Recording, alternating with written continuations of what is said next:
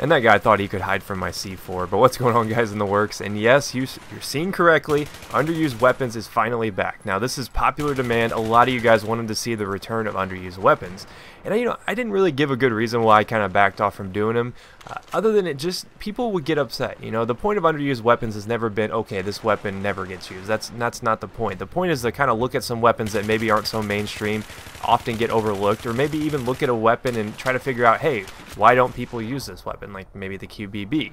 But today we're doing a weapon that I truly feel like is a tad underused. I think that this is a pretty solid weapon, and it's a weapon that often gets overlooked. And I was going through some of my, my weapons, just seeing what I've used, what I haven't used, and I was like, wow, I've really passed over the MG36, and that's kind of strange considering I like the G36C so much. So I sat down and looked at this because I had seen a lot of people start to use it lately, and I'm like, okay, what makes the MG36 underused? And I've actually only ever done one video on this weapon, and it was a showdown. So this is actually the first MG36C video on my channel that's not a showdown, and that's kind of crazy to think about considering how many videos I've done on Battlefield 3. So I sat down with it, and at first I just didn't like it. I honestly just did not like this weapon. I don't know if it's because I hadn't used LMGs in a while, but I don't have an extended mags unlocked. But I was thinking about it. I don't really know if I would want extended mags. This particular setup I'm using here is flash suppressor and bipod, and you're like, wow, that's kind of strange, but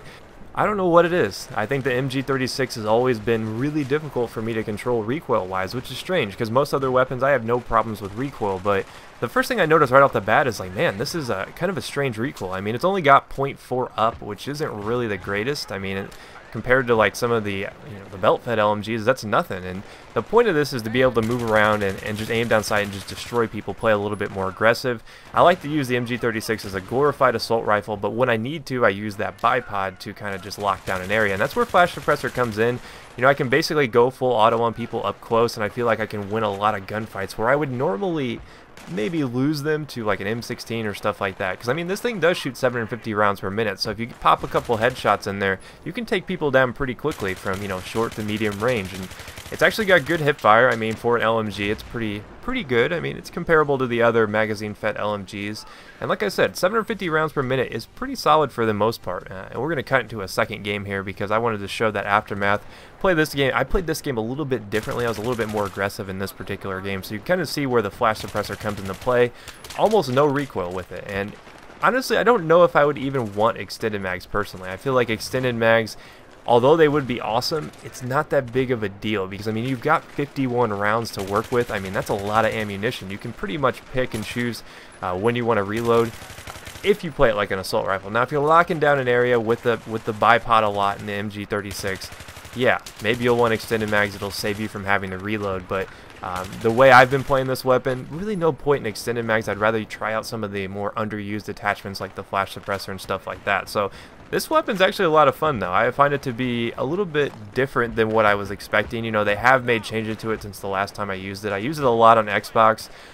It was really a long time before I picked it up again. It took me dying to this one guy who was just absolutely destroying us with this weapon. I was like, what is he do? How is he doing this? What makes this weapon so good? So I started fooling around with it. One of the things I did learn, though, it's not all great. I mean, there's one huge disadvantage to the MG36 is it actually has the lowest bullet velocity out of all the LMGs. So when you're shooting people at longer ranges, the first thing I notice is like, wait, why am I not hitting this guy? What's going on here? I'm bipoded down, I'm aiming right above his head. Shouldn't I be getting some hit markers here? And no, this thing has a really slow bullet velocity. It's only like, I think 550, which the only weapon that is close to it in bullet velocity is like the M60. I think is 560, 570, somewhere in that department. So this is the slowest bullet velocity. So it means that you're going to have to aim a little bit higher, a lot sooner than some of the other LMGs, and that's a big deal, especially if you're bipoded down. That can kind of affect how you play the weapon. But if you play it like I have it set up here, I think you can actually be pretty successful. And oh, what is that LAV doing? Monster trucking off that ledge right there. But yeah, I think you can be pretty successful with the MG36. I mean, it is a weapon that doesn't get a lot of love, but when it does, when you find people that use it a lot, you tend to see that they're absolutely just monsters with it. I wish I still had the guy's battle log profile that I found, but he has like 20,000 MG36C kills, and he's got like a 4 KD and like a, I don't don't know what it was, like 1,000 score per minute, and this dude was an absolute monster with it.